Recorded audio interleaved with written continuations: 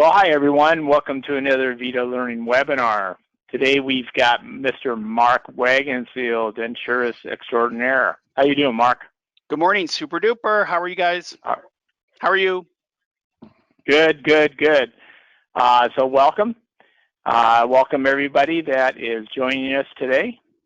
We'll go over a few housekeeping items first before we get going.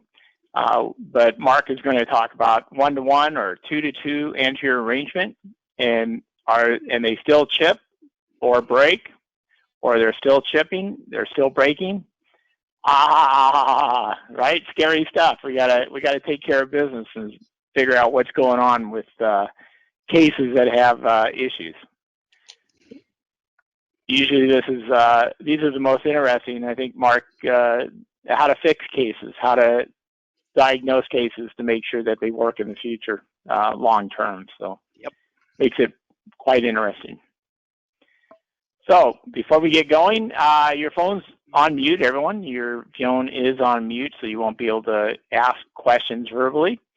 What you want to do is on that panel, there is on the GoToWebinar panel that comes out on the right-hand side of your screen, there's a question box. Go ahead and type in your questions, and we'll get those answered towards the end of the program. The webinar today's webinar will be recorded. So those will be posted. Give us a couple days, but they will be posted on our VITA North America YouTube channel and social media outlets. So again, give us a couple days on your CE. Those of you that are going to ask about CE on your Q&A. After the program, we will use the information that you provided us on the registration of today's webinar, and we'll get back to you and provide you with that CE and follow-up as needed. So today's topic, 1-to-1, 2-to-2 anterior arrangement, and they still chip or break. So I think we got some grammar there issues here, Mark. I think I screwed up, so I should learn English. So for the title, we still get it. It's still good.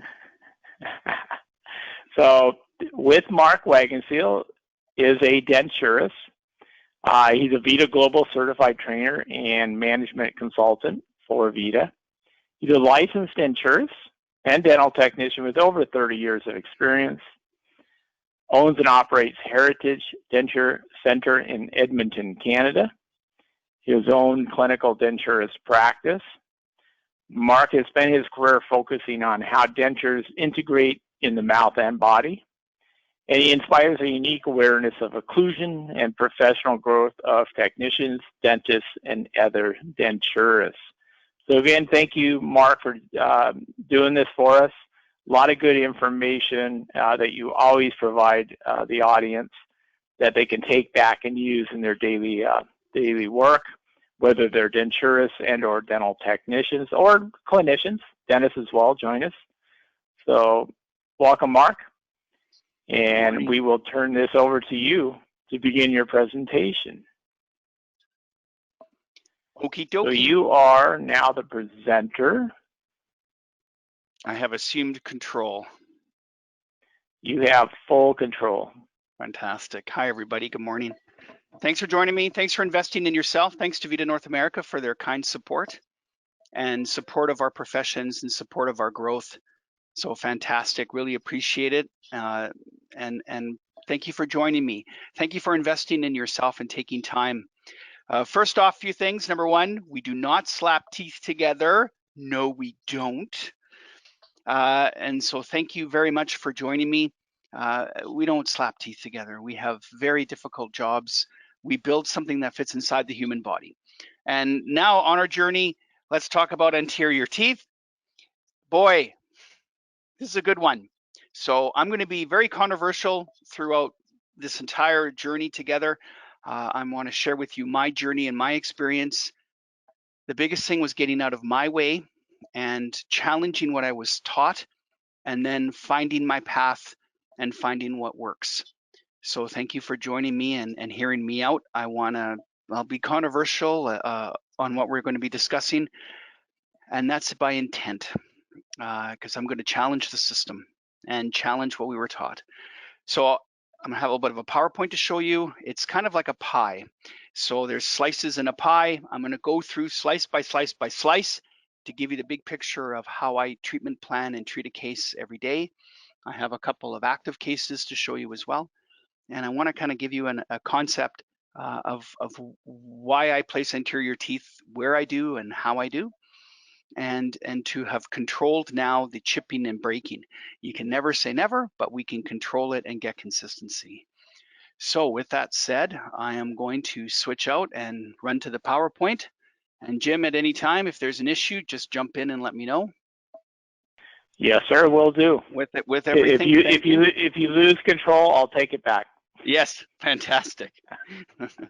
That's awesome. All right, so what are our common anterior issues that we face with denture construction? Well, number one, the teeth chip, break, or pop off. That happens. Patient comes in actually and says they can't chew well with the new denture. It's tips or especially loose after speaking. And we always would go to the extensions or think that it's an extension issue. It's actually a tooth placement issue in most cases. Wearing of the locators out on an implant case after several months. And denture dislodgement or thrusting of the denture that it moves, especially anteriorly or posteriorly, like it moves from front to back, or dislodges or tips from a front to back motion. So those are common issues that we experience for ourselves clinically. Or the patient just says the denture just doesn't work. And that's usually kind of what you hear from patients is they just say, it just doesn't work. It just doesn't, I can't eat, it just doesn't work. And when you ask them to be descriptive, it's hard for them sometimes to say anything more clear other than they just can't seem to chew their food. So the goal of our teeth is to bite off food, transition it into the middle portion of our mouth where our posterior teeth mince it.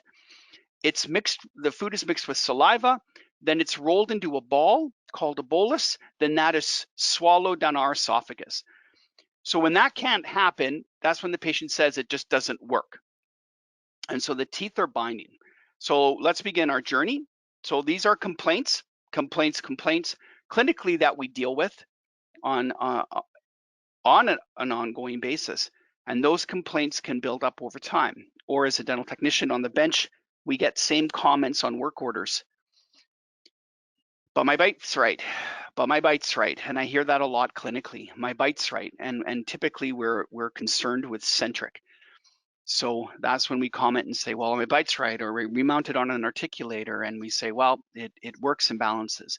And that was the big disconnect for me, because when I first started all these years ago, I said to myself, geez, you know, the seal is good, the impression extension is good, my centric is good, I did everything right, yet the patient's still having problems and I don't know why.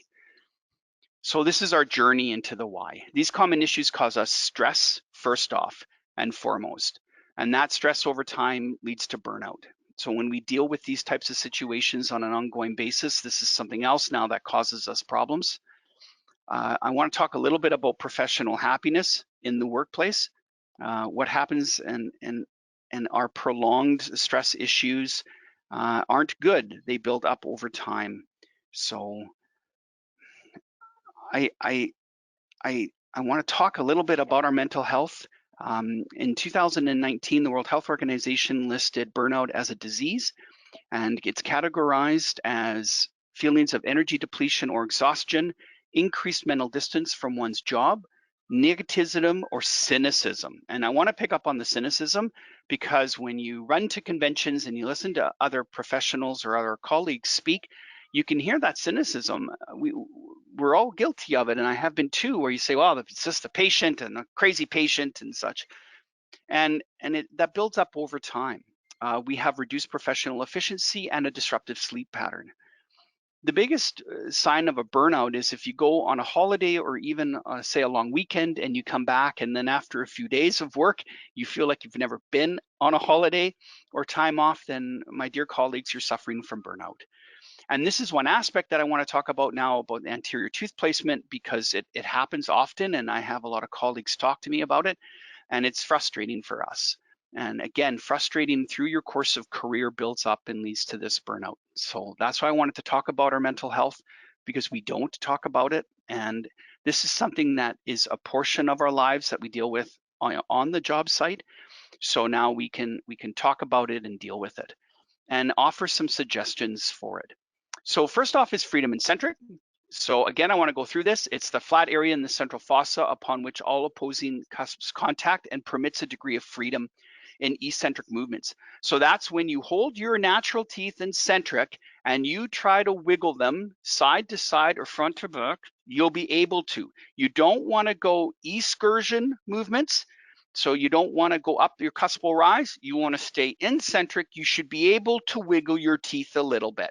And that, my dear colleagues, is freedom. And freedom is good. Okay, say it with me out loud so your whole office hears. Freedom is good. We forgot about freedom with denture teeth. Almost all denture teeth on the market do not have this concept. They have centric, they have working and balancing built into them, but they do not have freedom. There's only a handful of denture teeth produced that incorporate freedom in centric. It's rare, and it's a newer, I'll call it a newer based concept. Most of the concepts that we deal with in terms of 0 degree, 10, 20, 30, 33 degree teeth, they're all concepts and theories from the 40s and 50s. And my dear colleagues, it's not 1950 anymore. It's time to move forward with newer theories and trends. And one of them now is to use freedom and centric denture teeth, teeth that have freedom and centric. You hold them in centric, yet they can move front to back and side to side about 1 millimeter. And again, there's only a handful of denture teeth on the planet that can do this. So the real life example is you holding your own teeth in centric and doing it yourself. So that's one. Why is this important? It's important because now if you don't land centric accurately every time, you hit and slide on the cuspal inclines. So the picture on your right, that's the issue that we have, where now you are lining in and you are lining in and you are hitting the guiding plane and you are sliding into centric. You want that on the left, a little bit of a, I call it a helicopter pad that you can land in and not be influenced by guiding planes where you hit and slide. So that's really important.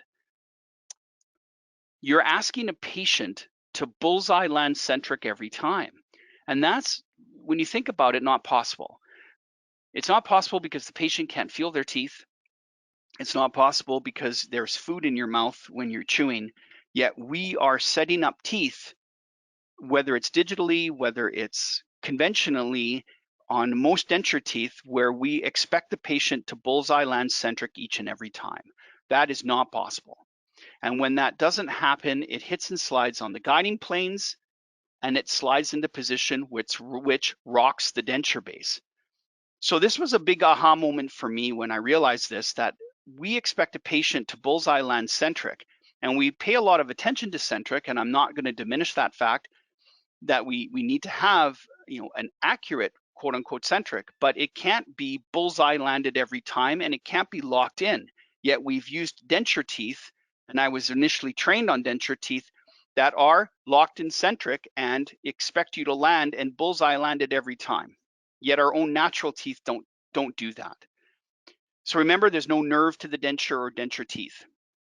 So when you don't find centric, you hit and slide into position, and that's what rocks the denture, and that's what causes food coming underneath. That's what causes friction, that causes a sore spot.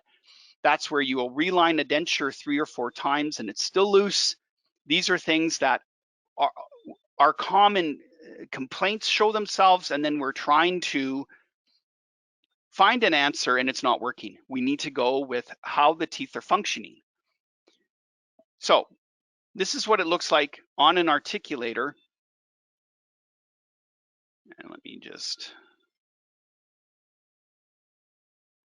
okay, get out of this. Whoops.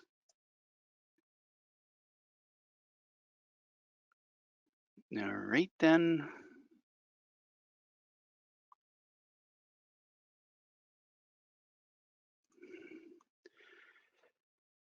Sorry, I seem to be having a small little problem. Okay.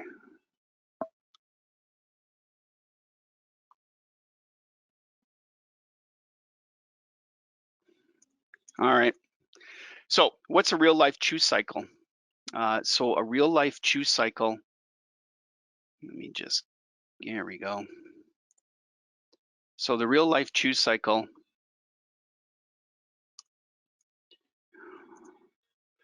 all right.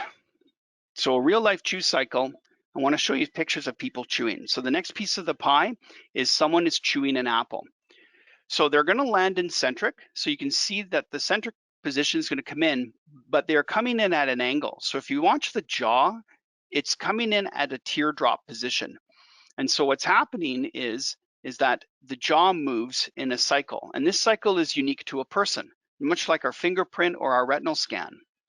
And you can see that it comes in and it's like a teardrop motion to it.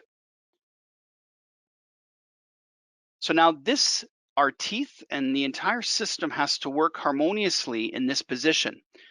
There's about a millimeter of freedom so that it doesn't land or have to bullseye land centric each and every time. It works in a fluid motion in some type of a teardrop formation. And this is driven from the fact of there's impulses going back to the brain regarding positioning, regarding tongue position, tooth position, muscular position. So now look at this one. And you can see this patient's cycle is now more vertical, where the other ones that you saw, the other three were more, I'll call them more horizontalish. This is more vertical based. So we have different chew cycles. So they're flat, ovular, ovoid, or teardrop, or a combination. And so everyone has one.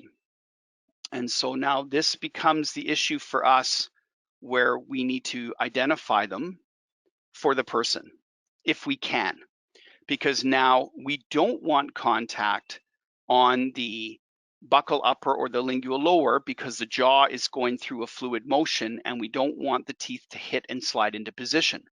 So this is a controversial topic on my part because now I am saying to you, we typically set teeth in working and balancing so that there is contact. And now I'm saying we have to be careful with that contact. There needs to be a permitted of freedom, and those cusps shouldn't be touching when they close into that chew cycle. They shouldn't be touching and hitting with where those red lines are, because it's going to hit and slide into position. So this patient here, I'm going to have them speak. And for some reason, my computer is not letting me.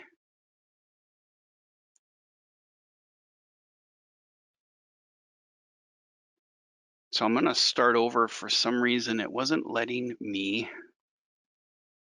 There we go. All right. So typically when we look at a denture and we do a try-in, we have the patient speak phonetically. So we'll have them say Mississippi 1 through 5, days of the week, count from 1 to 10, those types of things. We all have our own little phrases that we use. And we are typically looking to see what the teeth look like in the patient. Now I want you to start to train your eye to identify what's their jaw doing. So I'm going to run this video. Look at the position of her jaw.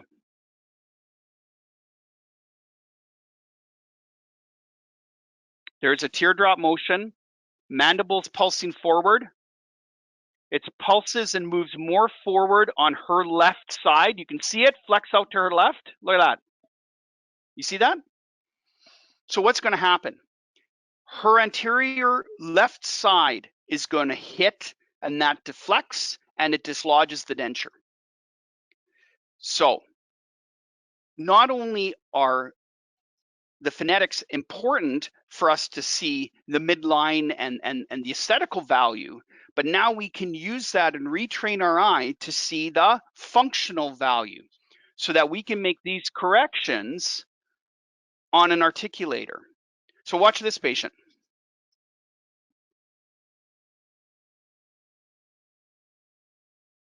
Watch her jaw. Did you see that move? Look at that.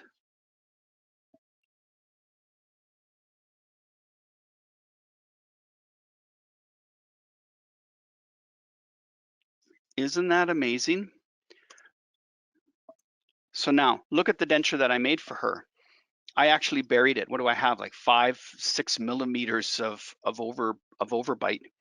Things that I never ever thought that I could ever build. Now I can, and I can if I need to. And I'm not scared by it because now I'm allowing for proper function for her chew cycle and her phonetic cycle. So that I may have 6 millimeters or so of overbite and overjet, that doesn't matter. I can make it work because it's working within the skeletal and muscular system of her. And that's what's important, is that we can start to challenge what we think we can do. I can change things and alter things to the patient and not be afraid of it. But I need to use teeth that allow me to do that. So this case has a ton of freedom and a little more on her left side because that's where she pulsed more, where she I call it pulsing, or she floated more towards her left. So I'm permitting more freedom of not only the anterior teeth, but also all of the guiding planes of the posterior teeth, so that when she slides out to the left, there's more room for her to move.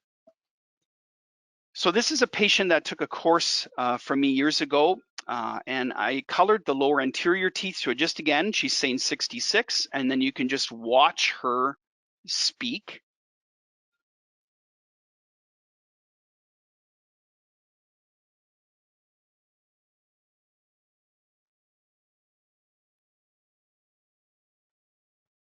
Okay, so what you saw is you can see her lower jaw posture as well, and her lower jaw moves, and then you can see it. So not only are we looking at the phonetical value or the aesthetical value of the patient, okay,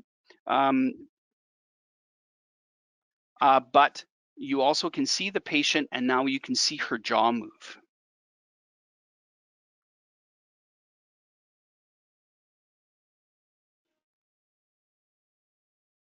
It slides a little bit out. It's actually sliding to her right. So what's interesting now is her neuromuscular system and functional system all provides that biofeedback to her central nervous system, and it works. She's not chipping her natural teeth because there's feedback all the time, so everything knows to function within a certain zone limit. So now at year 35 of my career, my dear colleagues, I appreciate the central nervous system even more now than ever I've ever have in my career.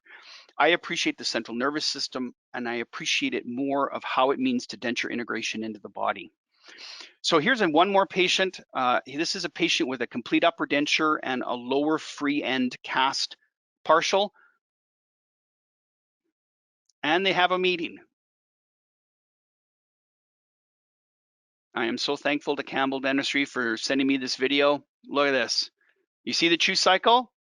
Look at that. Even with dentures, a patient has a chew cycle. It doesn't go away, okay? Yet we worry about my bite's right, because we're worried about centric. We're not worried about when he goes through this cycle. What we don't pay attention to is to make sure that the guiding planes of the cusps are not hitting and sliding into position. We don't pay attention to that. We're worried about the end result, which is end centric. So now, as part of the piece of the pie, I wanted to make you aware of freedom and centric. I wanted to make you aware of what is it that we have that ability to have that helicopter pad to land in. Now I want to talk to you about our chew cycle, and that everyone has one. Whether you're able to identify it or not, you need to know that it exists. And then you have to make some educated and informed decisions for yourself on the bench to say, well, what do I think this chew cycle is? So if you're a technician and you get no information, well, then I would always err on the side of caution. The more freedom you give someone, the better. The more flexibility, the better.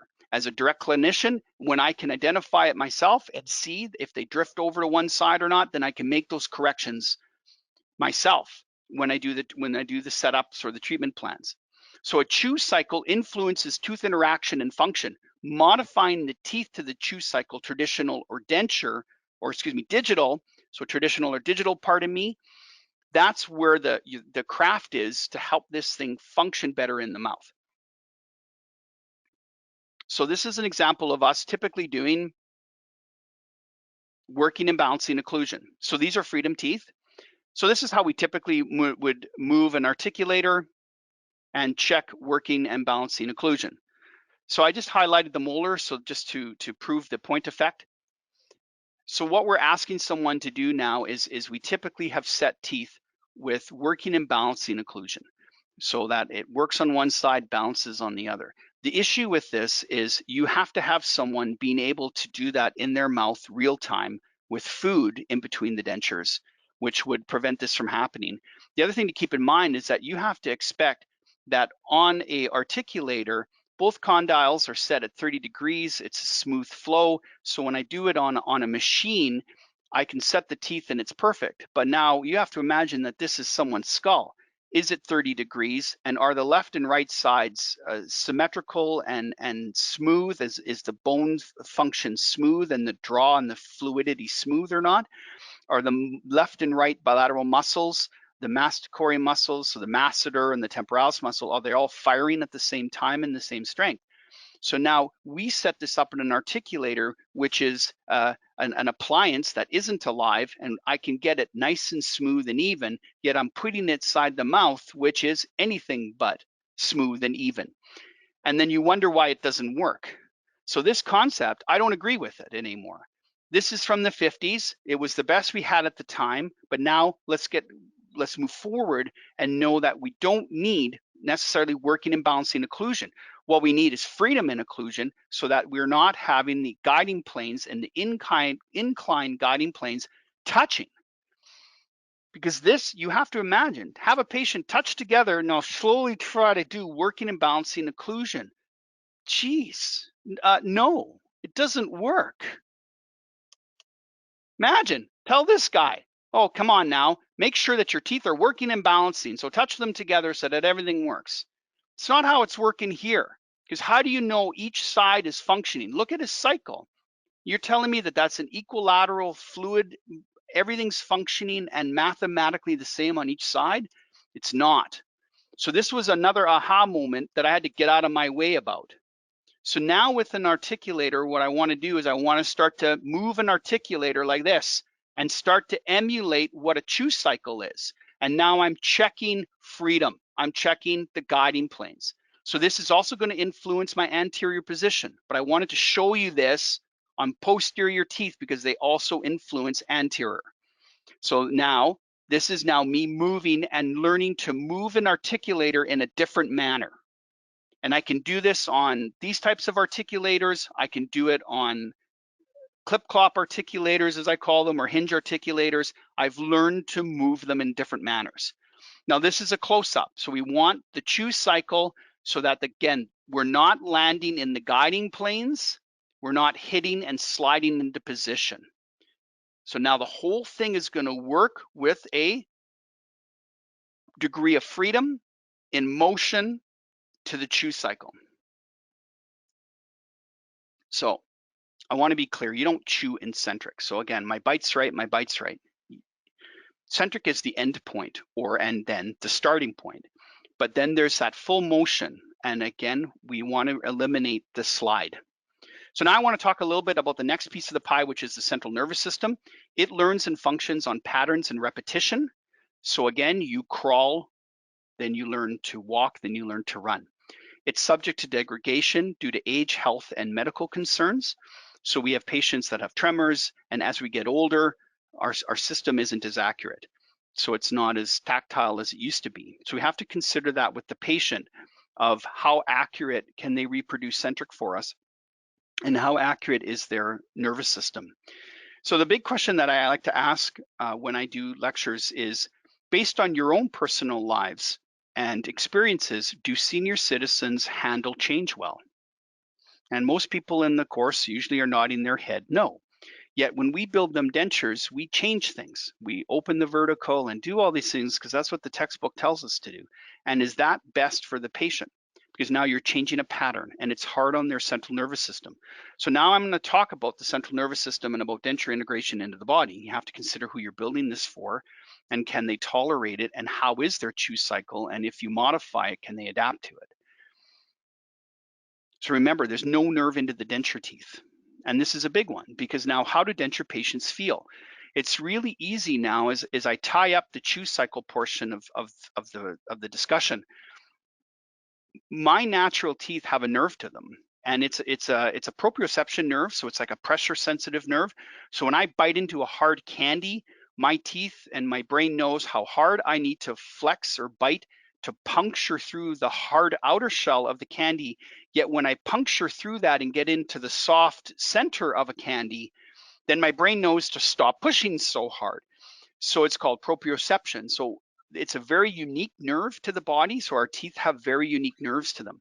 So when our teeth are pulled, those nerves are cut. So how does a denture patient feel when their teeth come into centric? So I'm embarrassed to admit this, but for the first little while when I left school and I had a patient and I'd say, well, touch your teeth together or close, I thought they knew they were in centric because, well, what do you mean you don't feel your teeth touch? But I thought to myself, Mark, you big dummy, there's no nerve to the denture teeth. And so how do they feel their teeth touch and come together accurately? How do they know they're together? Well, the one thing now that a denture patient feels is hydraulic pressure upon the ridge. So they learn that when they touch their teeth together in centric or when they're swallowing, it's a gentle touch. So they learn the pressure placed on the ridges, upper and lower, for example, of when they are swallowing or touching, so much pressure equates that my teeth are together touching in centric. And then they're trying to feel if it's bilaterally balanced or not. So if a patient comes into the office and says, well, Mark, I feel my teeth are hitting heavier on the left side, it's not that they're feeling the denture teeth, it's that they feel more pressure on the left side than the right, and then they're equating that to my bite's heavy. But is it? Because again, it's not as tactile and exact as if I can tell on my natural teeth. So if I get a raspberry seed, I know something's stuck in my teeth because I can feel it. They can't. So then they feel hydraulic pressure change upon chewing. So now they learn that when you eat, there's more pressure placed down because the process of chewing creates more hydraulic pressure. So now they know that it's under function. So now the central nervous system learns the difference of pressure changes. It learns the different pressure changes of centric versus chewing, etc. What it can't tell it is if it hits and slides into position. All it can say is that it doesn't fit right, it's not working, it's sore, food gets underneath it, or it's tipping. That's how they can tell. But we have to take that information and equate it to now there's a problem with how the teeth are setting up and functioning during their chew cycle. They also feel by muscle memory, so there is some sort of a muscle memory for the patient so that the muscles know in what position to chew. But now we have to keep in mind when we implant this and we especially stick a denture on a bar, we've taken the pressure off the ridge. So now how can they tell their teeth are together? Because now they don't feel that pressure change anymore. It's placed on a bar. So now they can't tell.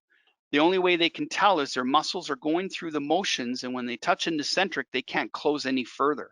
So the brain has to learn a new pattern, and we have to appreciate that and know that it exists. So again, what am I trying to say when we go through the piece of the pie here is there's freedom in centric, there's a chew cycle, and now we have to consider the patient that they can't feel their teeth.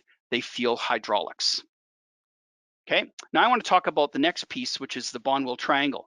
So it was an American dentist that realized that there's basically a 4-inch equilateral triangle formed by the lines joining the medial contacts and the condyles to the mandibular central incisors. So basically, there's a triangle involved, and this triangle is about 4 inches in length for the median age of the population, or the medium of the population. So when we set up teeth, there's an actual, now we're getting into the math of this, where there's a triangle and the teeth function at certain arcs and angles. So now that when we set up denture teeth on the workbench, are we setting it within the same Bonwell triangle on an articulator as it is in the patient's skull? If you don't, then you technically aren't setting the teeth in the same arcs and angles and the math, so that the teeth have the ability to bind now or not function properly, where it looked great on an articulator, but that's not how it's functioning in the person's mouth. So we go to great steps now to try and solve this problem by using, say, a face bow to accurately position this better so that we can copy the triangle that exists in the skull better on the workbench. So you have options of face bows or digmas, which is a digital aspect or a digital recording of this. So we have different options that we can try to do to try and copy this. There are some, it's not a perfect science. So I want to make you aware. So now this gets into the anterior portion more diligently. So if, for example, in the patient's skull, where things operate, it's say 5 inches from, say, the positioning of the person's condyle to where the anterior teeth are, yet on the articulator, I set it at 4. It's not the same arc and angle. And so now the cusps can bind when it goes through the motions and when the person speaks or when the person functions. There's a mathematical disparity now between it. And that means then that it could hit and slide into position. But remember, the patient can't tell us they're hitting and sliding into position because they can't feel it. And now this is where the anterior teeth start to chip, break, and pop off, because now this phenomenon is happening. Yet I say, look, I did a great job on the articulator, but now you have to take and get out of your way to say, wait a minute, but that's not how it's functioning in the mouth. And that was hard for me all those years ago, was to realize this, everyone, where I would remount the case and say, it's great on the articulator, now why is it not functioning in the mouth? And these are part of the issues that you need to be aware of now that's driving anterior tooth chipping, is that the teeth aren't in the right position. They're chipping because they are hitting and breaking. They're hitting and breaking because they're binding. Why? Because they're not in the right spot. So now why aren't they in the right spot? I set them 1 to 1, I set them 2 to 2, but they're still breaking. They're not in the right position. So instead now I would be phoning years ago, I'd phone the rep and say, the teeth are breaking, the teeth are breaking. Well, you know what? I had to get out of my own way and realize, hey, it was on me. I set them in the wrong spot. So as much as the textbook or school taught me where to set it, it doesn't mean that it was in the right spot for that person. So now this influences how that person moves and how the jaw moves, the arcs and angles that it moves at have to be the same when we set denture teeth on the bench to how it's going to function in the mouth. When you can't accurately do that, not everyone has access to face bows and fancy articulators and such and so forth, then we have to go back and rely on freedom and centric and making the denture function and understand that it has to function with freedom and not just rely on standard working and balancing occlusion. Because now I don't really build dentures with a strong focus on working and balancing. I build them more with, I want to have my centric, and then I want to have freedom and centric. So all the cusps and including the anterior teeth function within that chew cycle of the patient. That's how you get rid of the chipping, everyone. You have to make it function for that person's dynamics, for that person's function zone. Now, us clinicians that can do that directly and see the patient directly, we have that privilege. In the lab, you don't see that unless you ask for it, get a video, or get some sort of a guide together so the patient can show the dentist or give the information to the dentist, say this is my chew cycle is, and the patient writes down for you what the chew cycle looks like. I can help you develop that. I mean, please send me an email after when I give you my contact information, and I can help you offer some guides and tip sheets and things to help do this. But I wanted to talk to you a little bit about the science and a little bit about the science on a high level approach to show why the anterior teeth are breaking, but now how we're going to get around it. So this was a case that came in actually yesterday, and I want to show you, this was pretty cool. So I want to show you the video and what I'm doing. So watch me. Now watch what I'm doing to the teeth. That's freedom, baby.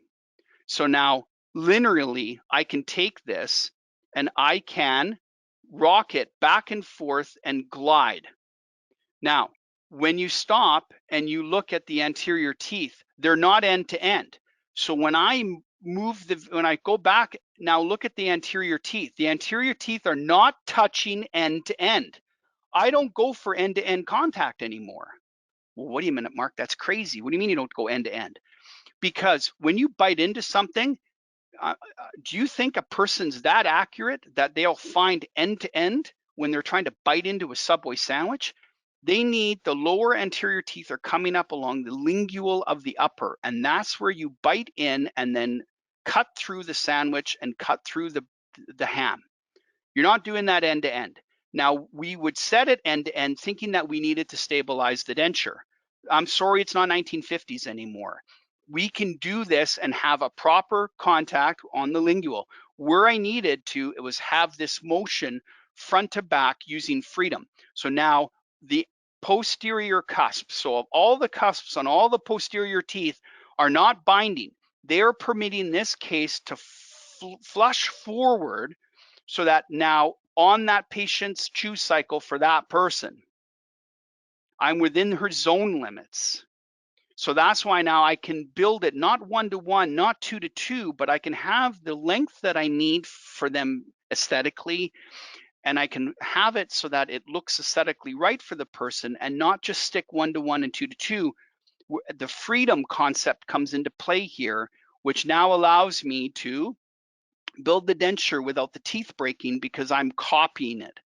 So I'm going to switch to the document camera right away, and we're going to go and I'm going to show you a couple more samples now since we're done the PowerPoint. Again, I'm here to further a relationship with you, and as does VITA, and we're here to support you and your patient that places their trust in you, whether you see them directly or not. The patient trusts the dentist, who trusts the lab. So we're all in this, and when we all succeed, then we're here to serve and look after the patient. You can be a superhero to the patient and to yourself. This is the list of the reps. So for further information on VITA product, these are the people that you can get in contact with, and Jim will show this later as well. And then my information he'll put up later as well. So this is about being a superhero to yourself and to your patient. So I'm going to switch over to the document camera. So I wanted to, again, do this PowerPoint to show a little bit of the science behind it and a little bit of the techniques behind it of what influences anterior tooth position. I just don't set it 1-to-1 or 2-to-2 for the sake of 1-to-1 or 2-to-2. I don't do that. I'm trying to set it now to the patient's chew cycle. So if I don't know the chew cycle, then I will always say I'd rather you err on the side of caution, please. Okay, so we have the teeth. So again, what I'm trying to watch. Mark? Yes? Mark, I'm sorry. In case somebody asks, there is, it looks like there to be a hair or a cloth in the camera view. Okay. It might be on the lens. Nope. I don't know where it's coming from. Don't spend too long to look for it. There we go. There you go. There we go. Yay. It was a drawing. Thank you. Awesome. Thanks, Jim. You were drawing and we didn't know you did. I didn't even know I did it. Look at that. I'm special. Thanks. Okay. Thanks, Jim. So again, what we're trying to do is eliminate the red lines, which is again, these lines here, which is when this goes through, I don't want that contact which tips. Okay. It'll be the same on the anterior. This thing has to be fluid. So that was thing one. Okay. And then again, freedom. So the whole system has to work. So I want to introduce you to Gustav. So this is a reproduction of the human skull. So I'm going to back the camera off a little more. So I named him Gustav. So this isn't a real skull. It is an acrylic skull. You can buy real skulls, but I wasn't okay with that personally. So this is Gustav, and I'm going to take him apart. But again, when we function. So again, we function, but then the mandible also moves and it goes forward and back. So again, when the patient's speaking and they go 66, it comes forward for phonetics, okay? So I'm going to take the mandible off and I'm going to expose the condyles and the fosses. So here they are. This is the fosses. And then I am going to show you the head of an articulator. So this is the head or the top member of a protar articulator, and here's the bottom member. So again, these have to work with a round ball to facilitate the articulator movements. So this is how we have to do it, and then machine it. We can't machine that in the same position and relation as the head of a condyle because it's not going to work in the same motion. So that's why these are round where a condyle isn't. It's more like a fist. So the idea behind this is you essentially have that Bonwell triangle. And so now when you superimpose the condyle over top, the balls are in the fossa, okay?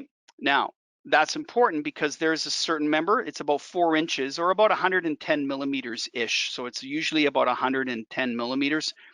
Distance between the condyles is the average.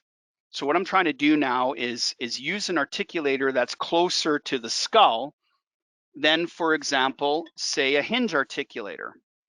So this is a hinge articulator, and you can see it has really no discernible condyle to it, okay?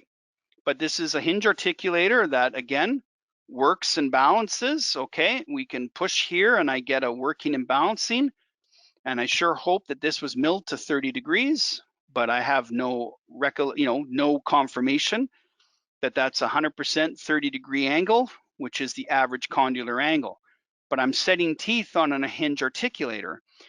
The issue that lies now is that I'm going to say, basically, because this is functioning at this position, these are basically the condylar points. And again, you can see that it's not very close when you deal with the real skull. So to try and close the gap, we have articulators that mimic the motion of the skull better. So this helps close the gap. And then you can use face bows and all these other tools to try and transfer the information from the skull to the workbench better. That doesn't always work. We don't always have that equipment. So again, on a hinge articulator, I want you to start to move the articulator in the motion of a chew cycle. Now, whether you get the patient information or not, I want you to understand that there's a chew cycle to this person. And so when you, instead of just setting the teeth and doing your standard check of working and balancing occlusion, I want you to take the articulator and I want you to get a chew cycle, okay? And then you can even go anterior posterior on this. So you can even take this thing and you can do an anterior posterior. So you can do front to back on this. It does let you do it. Okay, so that was one of the concepts I wanted to show with you is how did I really reduce anterior chipping and anterior breakage in my practice was the awareness of all of this wrapped together. So that pie that I spoke about, and now moving an articulator differently. And then the understanding of Gustav here about the Bonwell triangle. And then the importance of this is the understanding and acknowledgement of there's your condyles, there is the position of the lower edge of the lower anterior tooth. This creates a triangle, and that exists in that person's skull. And when I set that up on the articulator, I have to try and get it as close as I can. If I can't, because of the equipment I use or whatever the case is, the transfer errors, etc., then I need to know that I built a denture that's possibly like this. These arcs and angles and measurements of how this functions is different then. So then I need to be aware of that. So then how do I control it? Don't lock the bite in. Don't use teeth that have to touch and work in balance and be so accurate that, again, they're not going to be accurate in the mouth. That was another aha moment for me, was again, setting it up on the articulator and making it be so perfect, yet in the mouth, it's not going to be. So I'm going to take us back to school a little bit. They used to check all my working and balancing contacts with that thin shimmy paper or onion paper. And then if you didn't have the right contacts, then you failed. So each tooth was based on contacts and working and balance. And you used to sit there and play with the tooth. And then of course the wax would shrink because it would cool. And then by the time that the instructor looked at the denture and then, oh, these contacts aren't tight, Mark. And again, we were looking for that tight occlusion, and everything had to be functionally and touching. And now at year 35 of my career, I needed that base to start on, but now I don't believe in that at all. I honestly, again, controversially, working and balancing occlusion is on the low end of priorities for me. I need the teeth to function in a chew cycle so they're not hitting and sliding into position, because there's no way a patient is touching their teeth together like I did on the workbench. It doesn't function like that in someone's skull, especially on a senior citizen that can't feel the teeth. And then now their neuromuscular system is degrading. And again, I can't accurately say that everything is functioning well. And then you have to think of the TMJ and the temporomandibular joint. How's it functioning? And is everything okay there? Because our joints degrade over time. And again, because you have the fossa and then the condyle come in, remember you've got the disc that lets everything slide. Has that disc changed shape over time? Has it degraded? They are made from cartilage. And so has that cartilage degraded? Is it the same resilient as it was when you were 20? Well, probably not, because most of our denture patients are seniors. And so now, why do anterior teeth chip? I set them in the wrong spot for that person. How do I now change that? This is what I wanted to show you now holistically. Be aware of all those influences that influence. You have a Bonwell triangle, you have freedom and centric, you have a chew cycle. These are all things that you need to keep in the back of your head of where you set and how you set the teeth. If you can't identify the Bonwell triangle because you're not face bowing or you're not using a Digma or your doctor doesn't, and you're using a hinge articulator, fine. But now I'm showing you, move the hinge articulator in a chew cycle pattern. You want to see if the teeth are hitting and sliding. And then you have to get out of and stop using standard teeth that were made from 50s technology and start using teeth that have freedom and centric and clearances in the cusps. That was controversial, but I let go of that. I let go of 20 and 30 degree and all those theories from back then. I've let go of them, and I have changed how I approach a case and how I do it. And I did that on purpose because I realized why it wasn't working. So here's a couple of setups. So I'm going to pop these onto an articulator to show you. So the articulator that I use in my office here is a Cavo Protar articulator for most cases. You know, as you see, I have access to a hinge articulator as well. So again, let me just reposition the camera. All right. So we have, okay.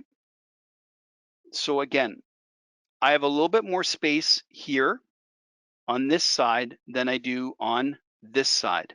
I have a little bit more clearance here. I have more clearance on this because I identified during my treatment planning with this patient postures a little bit more on their left side. So I've cleared the anterior teeth a little more on the left side to allow this thing to drift out to the left a little bit. So now, instead of checking it like we would, so this would be our standard check process, where I lock the one side of the condyle and then I would do this, okay? I don't do that anymore. I want to open it up and I want to do this. I want to facilitate the cycle. But now remember I said they drift to their left. So now what I do is I can take the articulator and I can move it back. You can see me, I go back and I let the mandible drift out to the left. because now I've identified that. So what I'm checking for is now, is there contact? And I'm checking again through all the cusps back here. I call them the freedom cusps. Buccal upper, lingual lower should be free and clear. So buccal upper and then the lingual lower is where you typically see the deflective contacts. So that now when I go through the chew cycle, I can develop this case. So it's not that it's 1-to-1 or 2-to-2. It's what does it look aesthetically best for the person, what's necessary. And then again, I'm also checking that drift. So remember that position here where I can go. So I'm going to open everything up. And again, I want to be able to have that drift, because when they speak, their lower jaw postures forward. So I'm going to take these. Well, they're not popping off the models very well. Okay, just a minute.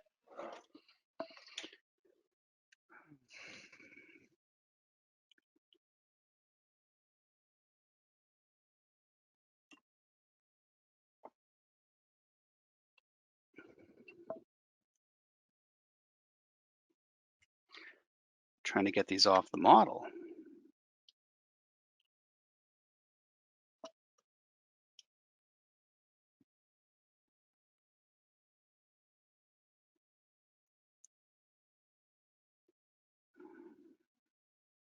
Hey, we're on there. Good, everyone.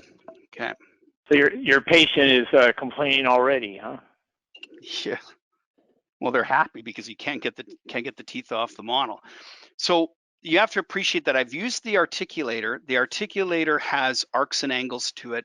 I'm hoping that I'm close to the patient's Bonwell triangle on the articulator as I am in the skull, but I can't guarantee it. So now I've used denture teeth, so specifically VITA linguiform posteriors and Excel anteriors. Excel because the Excel has a little bit of a thicker incisal edge, and I'm doing that for my benefit on a little bit of a slightly thicker incisal edge to give the tooth more robustness and to help me counteract the deflective contacts that can arise so that it doesn't chip as quickly. These are also made from acrylic glass, so if I adjust them, I don't have to repolish them, and acrylic glass is tough and durable. So now the issue that I want is I want to be able to have a setup that I can do this to and move so that it can posture, because remember the patient's going to speak and say 66 and it's going to draw forward. So I'm not looking to have end-to-end contact. And you can see that if I push it forward, I'm not end-to-end. I can do it, but then it's going to push the posterior teeth out of position. So I'm actually setting denture teeth that don't have end-to-end contact.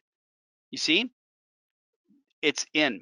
And so now if I try to hold that up and get that into position, that's not an end-to-end contact position. You can see it's not. I'm not setting end-to-end anymore. Yeah, can you believe that? It's only taken me 35 years to figure this out a little bit. So what I'm having is I'm having the teeth set so that when the patient talks, the lower will move front to back, okay? And I've got that freedom. You cannot do this with teeth that are designed from the 50s. I'm sorry. Unless, yeah, you use flat teeth, but then you're asking a patient to chew with flat anatomy. How can they eat? They don't. That doesn't cut or mince food. So I have cusps here that cut and mince food. And I've set it so that the system is free and clear. So I've acknowledged now that, again, there's freedom in centric. I've acknowledged that the patient can't feel their teeth. They feel through hydraulics. I've acknowledged that there's a chew cycle and there's a specific cycle. I've acknowledged that that cycle may not be perfect and there might be drift or favor to one side or another. Because I can't identify and control every one of those aspects, I need to put as much compensation when I set the teeth in on the lab bench as possible. So then to do that, whether I use an adjustable articulator or not, or even just a simple hinge articulator, I have teeth that allow me that flexibility so that after it pops off the articulator, the teeth are designed to hold that freedom. And then I can check the dentures in my hand And that's where again, the big takeaway point is look at them in your hand afterwards. Make sure they can slide front to back. Make sure that it can slide side to side. So you'll hold it together. And make sure that you've got that freedom side to side.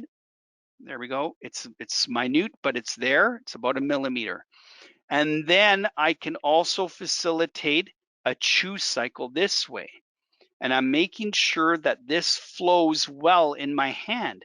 I shouldn't feel it go clunk, clunk, clunk, clunk, clunk, clunk, clunk. No, it should be smooth. So the other thing that I can do with VITA teeth that you cannot do, so I'm going to preface this, you cannot do this with straight acrylic teeth. These are acrylic glass. Is I put pumice on here, and then the pumice is going to shine and mill the glass particle. And then what that does is it lets me have a nice, and again, I'm not looking for the clunk to clunk. When you set anterior teeth, we have the guidelines. So again, the upper anterior incisal edge is approximately 7 to 9 millimeters ahead of the center of the incisive papilla. That's our guideline to get us there. That usually follows the wet and dry line lip. So then that tells us that these upper anterior teeth are in the right position. Then the lower is typically follows underneath. And that is from the phenomenon of it being golden proportioned. So again, I hold in the back of my head that every patient's golden proportioned. So what does that mean? That means when we look at Gustav again, okay, everything's golden proportioned. So all of the bone is mathematically equated to each other. So the length of your teeth is in relation to the width of your nose and into the space of your eyes. Everything is mathematically equated here, as is now all of the internal. So all of this is golden proportion to each other. So golden proportion is that it's math and art and like I call it art, but it's all mathematical angular based, that everything is functioning in with each other. So then VITA teeth are also golden proportioned and follow that golden proportion rule, that they try to make them so that height equals and is relation to width, etc. So now in my hand, when I hold this, I can follow this through so that I don't have the rocky motion. And when I set VITA teeth, I set this on a flat plane. So it's a linear plane. Now, typically we'd set with a compensating curve. There's an actual compensating curve built inside the teeth so that, again, everything's going to follow through on a linear line, which allows me to do this.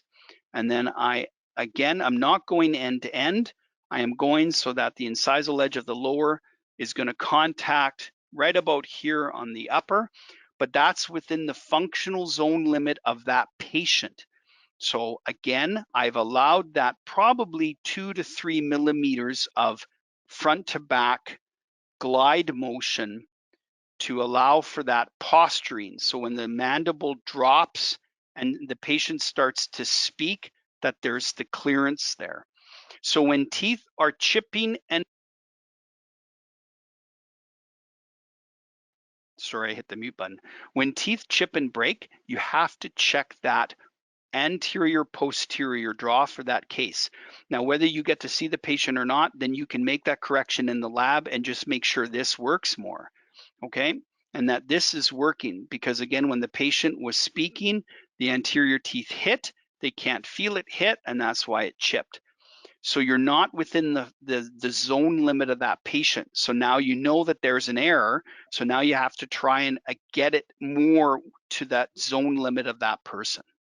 Okay, so that was the sort of the big challenges that we face, and how I've sort of processed it over the years now of my humble journey as a practitioner of doing this, and again, the privilege of seeing the patient clinically, and then now the privilege of trying to set the teeth up.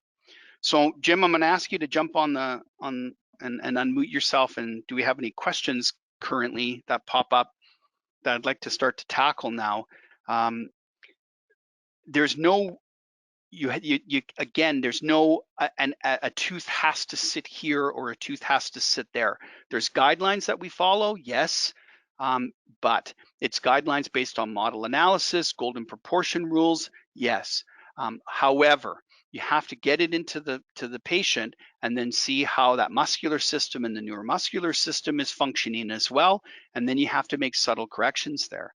I mean, my gosh, again, I really have to emphasize the letting go of the standard working and balancing and using teeth that are locked together in centric.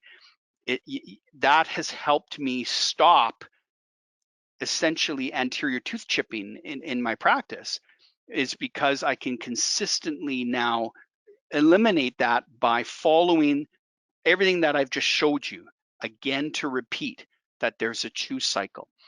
And that using teeth that aren't locked together, and that the jaw will drift forward, and that I have now that ability for it to drift and I can hold it together, and I have developed that and understanding that, and using teeth that are freedom based, okay, which are VITA lingo form that allow me that ability to do that. That cuts down on the common problems that we face, and then the stresses occurred, and then the burnout that concerns from that, because now I've rethought it, and again, I don't rely so much on working and balancing anymore as I do freedom, that the thing flows. But I had to understand that, number one, the patient can't feel it. There's a chew cycle. I need to give them a helicopter pad to land in. Okay, all of these things factor into how I set anterior teeth. Okay, Jim? All right, Mark. Thank you very much for another great webinar. So just a few things first before we get to the questions. Again, the CE, you'll receive an email notification that your CE has been released. The workshop, today's webinar has been recorded. Give us a couple days. It will be posted on our VITA Learning website and YouTube channel. If you need to get a hold of the help desk, please do so. This is our service to you to help you navigate some of the VITA materials. If you'd like, we can help you throughout. Here is a list that Mark showed earlier of our VITA reps in Canada as well as the US. And also some additional links, if you will, if you want to take note, VITANorthAmerica.com, the VITA North America YouTube channel, the help at VITANorthAmerica.com, all those sites that can help you with the information you're looking for.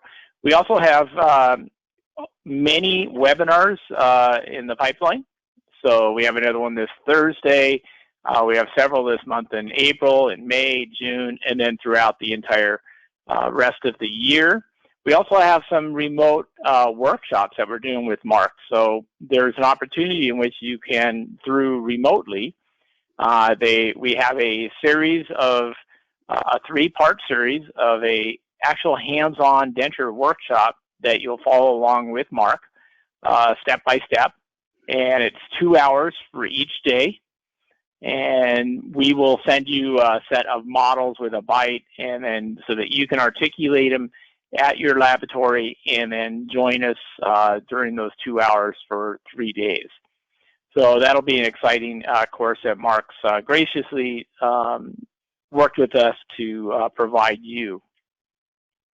Here is Mark's information.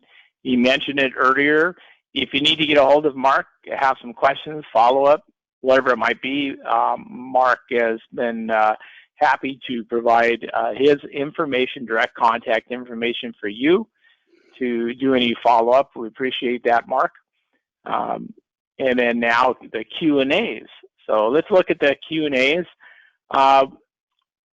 We have several questions here. So let's get it out. The first one is, what usually causes a denture tooth fracture, and how do you correct it with the dentist? Right, so what's typically causing it is the anterior teeth contacted during phonetics or function. So now you saw within the chew cycle of that person, it interfered, and then it chipped it, or it broke it out. It leveraged it out. So now you can, of course, you need to fix the tooth, but then now I've showed you, understand that all those pieces exist. And now when you take the denture back, you should ask for both of them, and you want to make sure then that you can mill them so that they function a little better to that perceived Bonwell triangle. You have to keep in mind that all of those arcs and angles exist in the skull. They exist here. They exist in Jim. Yet when we get the information transferred over to the workbench and do the work in the lab, we have to anticipate that there's been errors in the transfer of that information. So that was one of the aha moments that I had, my dear colleague, was to understand of why was it breaking? Well, number one, you got to fix it. So put a new tooth in, for example, but then understand of I needed to then modify how that tooth was functioning against its counterparts. So I want you to take the denture and again, now move the articulator differently. Start to lift the articulator and simulate a chew cycle. Hold the dentures in your hand and get them to flow and function so that you're not asking, and you're not sort of asking the teeth to bind, you're checking them to make sure they don't bind. So that's why it broke, and then that's my response to try and correct it from happening again. All right, thank you. I like to think that I have a pyramid, not a triangle, in my head. So there you go. The other question that we can have is, does Gustav have a last name? No, just Gustav. And then I take him everywhere. I travel the world. This was a hit in Vietnam when I went through security. Wow, they giggled. It was quite hilarious. He shows up brilliantly on the scans. So they know I've got a skull in my carry-on. I take this carry-on with me. And so, yeah, Gustav travels everywhere I go.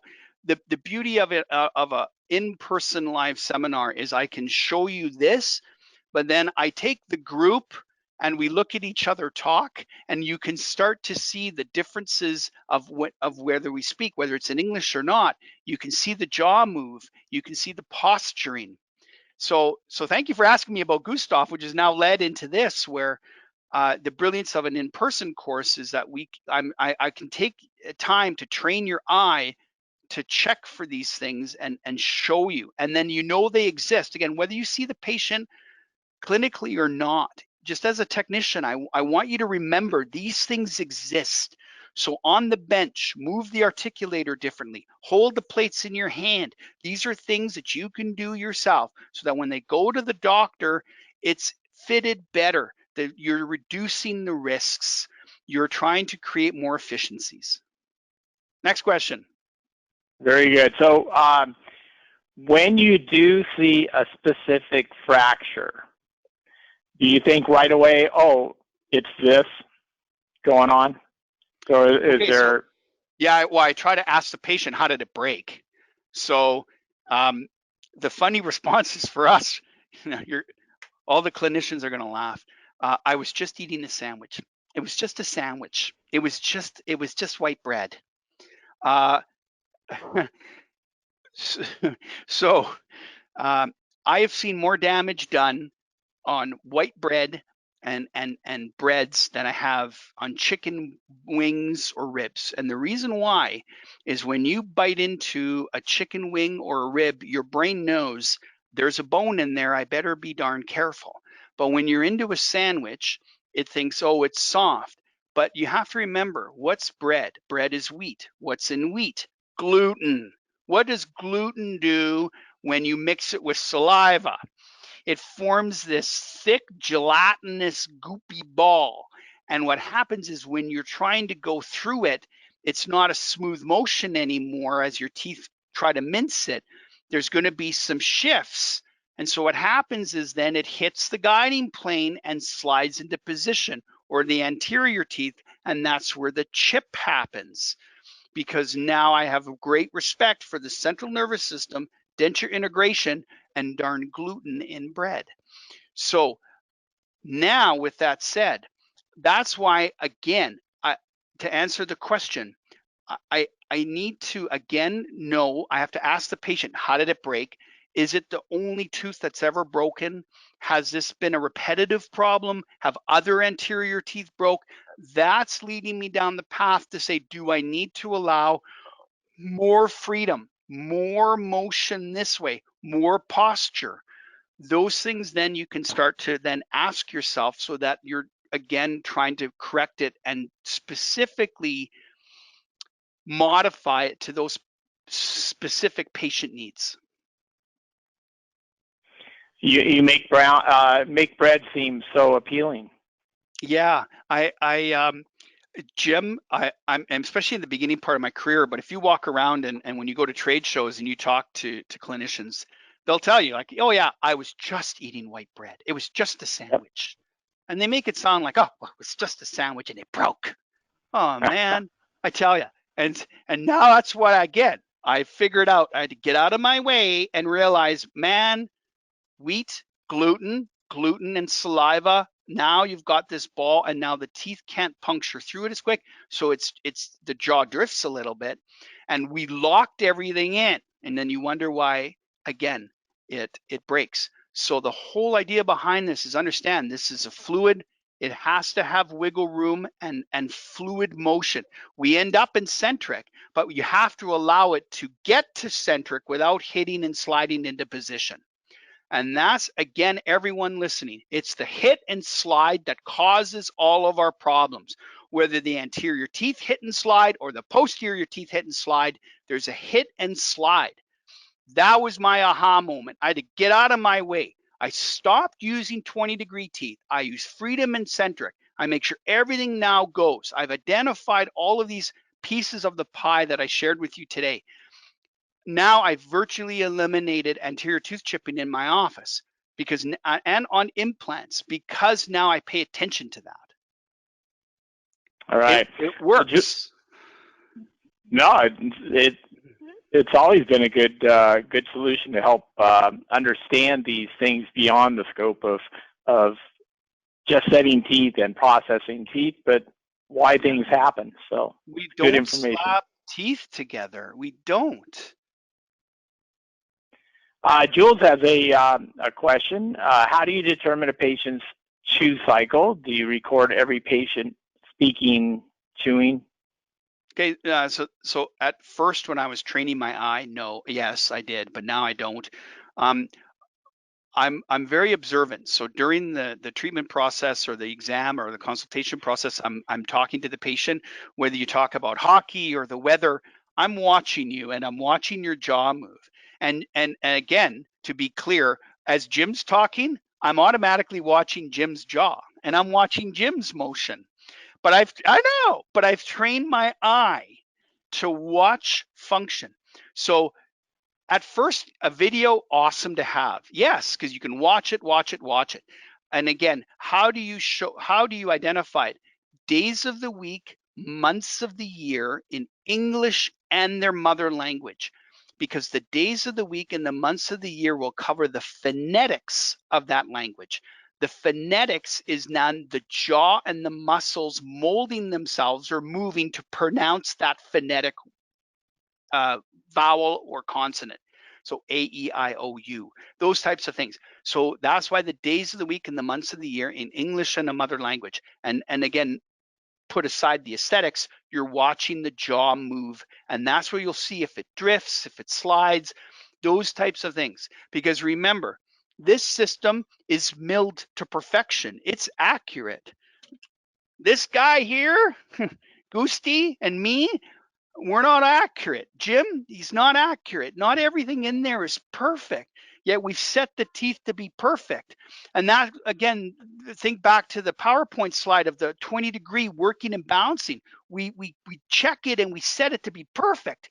Hello, get out of your way. This isn't perfect. You need teeth that aren't perfect. That's where the freedom teeth come into play. That's where these things are awesome. They are not locked in. They allow you that freedom. And then that's where you correct and can control all of the problems and bring your stress level down and look after your mental health here in the office. All right, thank you. And just for everyone's information, Jules, if you want to visit our website, Mark has done several webinars that we have recordings of that he specifically goes over the chew cycles, identifying the teardrop or various types of chew cycles, if that's helpful. And our next question. Watch Jim keep talking, and then you can see Jim's chew cycle. I've already scoped you out, Jim, and you didn't even know that. Sometimes I feel like Gustav. Yeah, but you have to appreciate. I'm on display. I make fun of in light of the situation, so thank you, Jim. But you have to appreciate, everyone. It's taken me years to change what I look at and how I look at it, and that was again the concept about getting out of your way. And again, when you can try to achieve that plateau of looking at a person, and again, Dr. Carlson said it right. Build teeth for the person, not the other way around. They don't need to adapt to the denture. You need to adapt to the denture to the person. That's the whole concept. What a brilliant statement that he came up with. This is no different than me going to a steakhouse with Jim and saying, I want a medium done steak. And then the waiter will say, medium means red in the middle, not pink, sir, or such. They clarify it with you. Yes, that's how I want it. They're trying to make it to your liking. Do you want salt and pepper? Do you want hot sauce? They're trying to make it for you. Yet we forget. We set these things up on an articulator, expect it to be perfect on the articulator, and then expect that to be perfect in the mouth. No. Get out of your way. So Jules, yes, look at the other webinars, and again, the big ideas of identifying the chew cycle through the videos that I showed you is phonetics. So you can say 66, days of the week, months of the year, those types of things. Just retrain your eye and you can watch the jaw posture. Is there a tool that exists that the dentist can determine the bone wall triangle? Is there any, is that it, or is it just a concept that you really can't measure? Yeah, so Jim, it was the concept that was developed of looking at skulls and anatomy. So it's the forensics that got us here. There's no, say, measurement that I can stick on someone's, my head and say, I mean, I could certainly measure, but the trouble is I have to find the hinge access point of my condyle. Well, the hinge access point is the center of the condyle as it sits in the fossa. Well, I can't do that visually. I can palpate and I can get an idea. There are some pantographs and things that we've tried to develop. The Digma gets it pretty close. It's about a degree or two in error, so a Digma does help from Cavo, so that has worked well. So there isn't anything particular that you can measure. A face bow helps orientate the upper, but again, the face bows have issue, and that's a whole other webinar to discuss about a face bow and again, some of the idiosyncrasies of that. But it's to understand that those things exist, and then what am I going to do to make the corrections? So although I may not be able to say measure specifically a Bonneville triangle, Jim, the point is that I want our dear colleagues to understand that it exists. Okay, its influence. Okay, the math, arcs and angles. Okay, how am I going to then compensate for that on the workbench? Don't lock the setup in and stop using teeth from the 50s. Controversial. Oh no, very good though. Well said. All right, so a couple more questions. Awesome. Do you have patients that need to wear a soft guard during the day to prevent chipping? No, I can't say that I've had that. No, I'm not saying it doesn't exist, but not here clinically that I've ever had to do that. No. All right, and then again, they wear a soft guard to prevent chipping, but now the question that lies on that question. So the question to the question is why? Why ask that question? So somewhere along your path, my dear colleague, something's happening. So is that patient a clencher, a grinder? What's going on there for you to ask me that question to say, I've never experienced that. I don't have anyone in my patient load that I've had to do that in. I've had clenchers and grinders. And on a previous post to Facebook and Instagram, you'll see that I made a digital copy denture, and we did it out of resin, not acrylic. We printed it out of resin so that they wear the resin copy at night and then their real dentures during the day, because they clench and they grind, and they've tried mouth guards and it doesn't work. It didn't work. They had issues with all types of night guards. We've done soft night guards and blah blah blah. So I came up with the idea now with digital technology to say we made a copy denture for them. And so I'd rather them wear the copy denture at night when those things are more probably actively happening.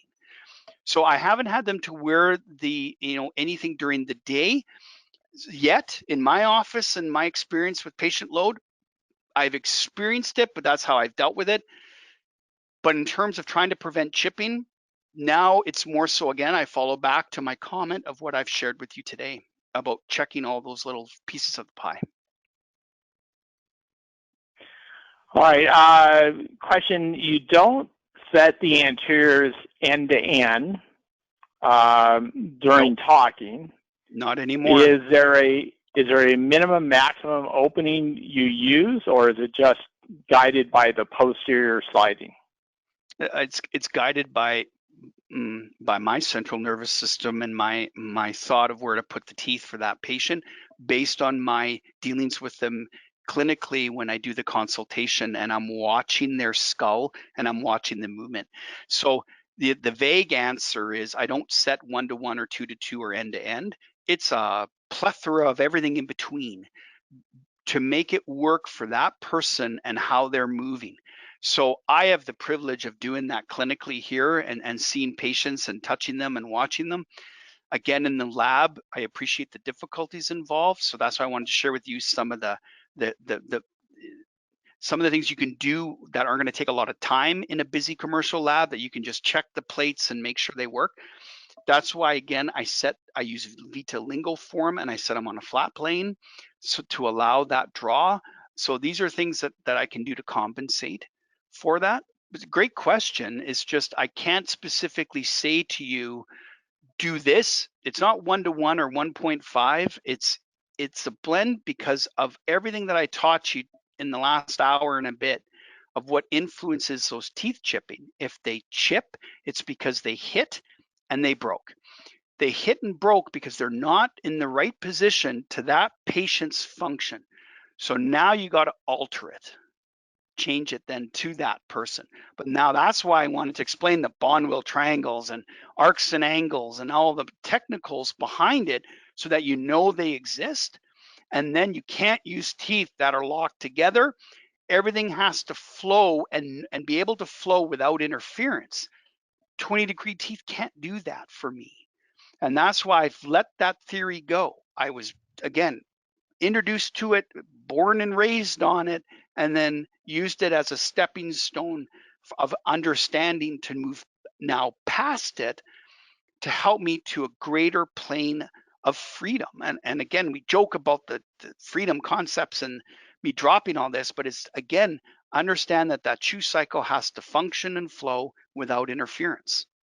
And your patient can't feel the teeth when they hit. So I'd rather give them compensation than not. Oh, thank you very much. Great information again today from you. Any last thoughts before we conclude today's webinar? Thanks to VITA North America for their kind support and support of our professions and our growth. Thanks to you, Jim, for all your hard work behind the scenes and making this happen. Thanks to everyone that joined me today and investing in yourself. This was to push you and to, again, get to think a little bit differently. So now you're walking away with this going, Mark doesn't set end-to-end anymore. No, I don't do that. But I also don't use 20-degree teeth anymore and do working and balancing anymore. I'm more concerned about how everything flows and functions in the mouth, and I move an articulator even differently than before. And I look forward to the day that we can do in person, because then I can show you in person even more and show these concepts even better. So yeah, bug Jim and tell him, when can we do in person? And of course, Gustav will attend as well. He'll make an appearance. Gustav comes carry on, and he makes an appearance. Yes. So absolutely. So it was a pleasure for Gustav to meet everyone. But again, everyone, thanks for investing in yourself. Remember the burnout, and remember what triggers burnout here in the office. I can only speak to that.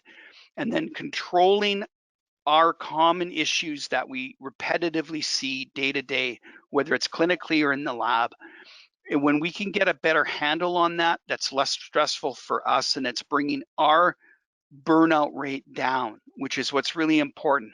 And if you're feeling burned out, please talk to someone about it and seek attention to it, please.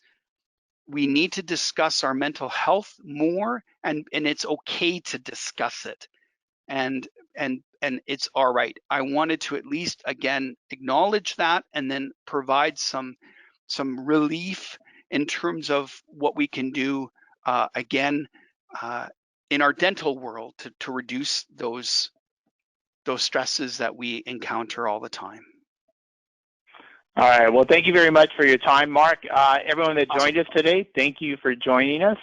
The recording will be dropped onto our VITA North America YouTube channel and various other social outlets in a day or two. Expect your CE in a few days. I want to thank everyone for joining us. And again, Mark, great presentation. Love all the information I learn every time I listen to you. So I greatly appreciate it. Get a hold of Mark. His information's on the screen. And I hope everyone has a great rest of their day. And we will talk to you soon. And this will conclude today's webinar. Bye.